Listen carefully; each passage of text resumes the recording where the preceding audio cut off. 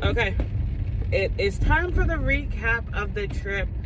Would I do a cruise again? Yes. Would I do the Virgin again? Yes. Just some information I have gathered now that I am post-trip. One, I think the last day they told us the Virgin voyages have 2,800 people, but typically most cruise ships have over 6,000 to 7,000 people. And I figured that the reason why it's less than 3,000 is because there's no kids. So that plays a huge factor into how many people are on there and how many, I guess, staff you need, because I think you need staff that's trained on how to take care of kids. I don't know, never been on a kids cruise before, or a cruise with kids on there before. I also, being someone who travels, pretty much knew that the food was going to be okay. I give it an 8.5 out of 10. There was a lot of different restaurants, which I appreciated. They had a diversity there. The dinners, you had to book a reservation, but then they had also open areas where you can just walk in, and those restaurants that you needed a reservation, you could walk in and see, but it's most likely you're not going to get in unless you have a reservation or someone missed their reservation. There was a couple workout classes that I did, which I really enjoyed. I showed up for each of the workout classes, and they had a policy: if you didn't show up for the workout class, there was going to be like a $10 fee that's going to be donated to something, I don't know, some charity. Then getting back, I had ocean legs for the first 2 days, due to one, flying in and out both of the days that I went to and landed, so that really affected it. So like the first 2 days I thought I was swaying even though I was home in my bed, but now I'm back to normal, so I'm glad it only took 2 days or 1.5 days to recover. Trying to think of anything else.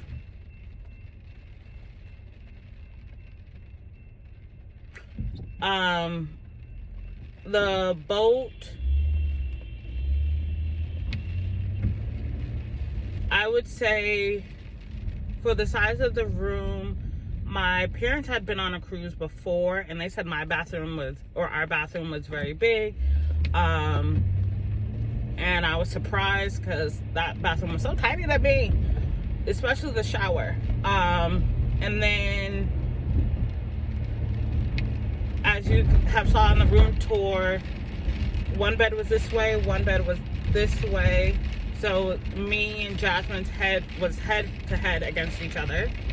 And then there was one that came down that we just asked for them to put up when we weren't sleeping, because I kept hitting my head and that was pissing me off.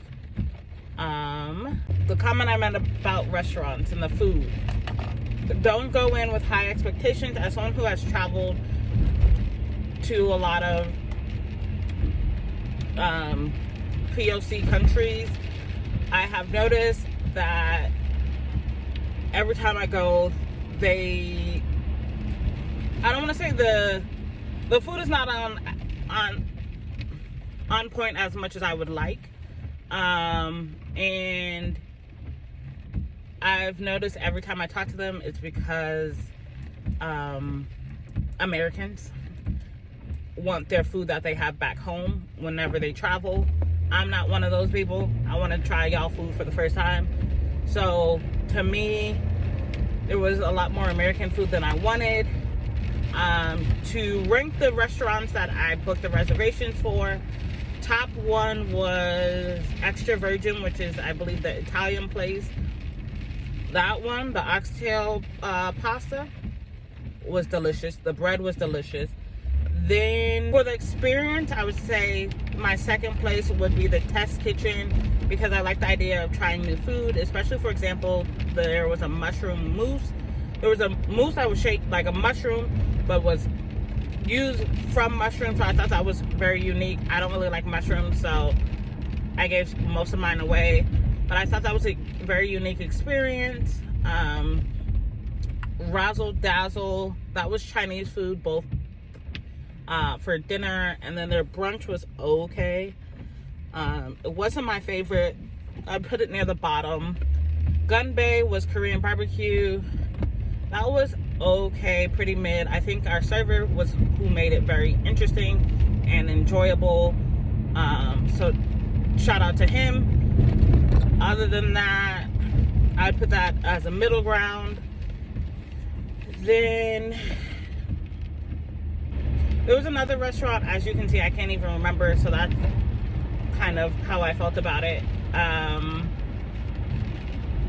And then I think that's pretty much it. If y'all have questions, leave them down in the comments. I will respond with my opinion. I would definitely do another cruise again. Oh, I paid $150. I would recommend, if you're doing the cruise, pre-pay for a bunch of things. So for example, I got the $200 bar tab. You got $250. I ended up not drinking most of it because I'm not a drinker, and I thought I was going to spend most of it on smoothies and coffees. I didn't end up doing that. So next time I probably wouldn't have a bar tab.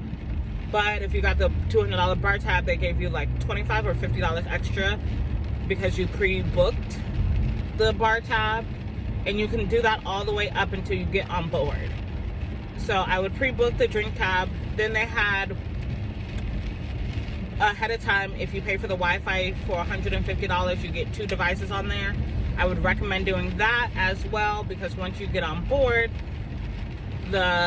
you pay $150 for 1 device. I had 2 devices. I was very grateful. And then you can switch what devices are on there.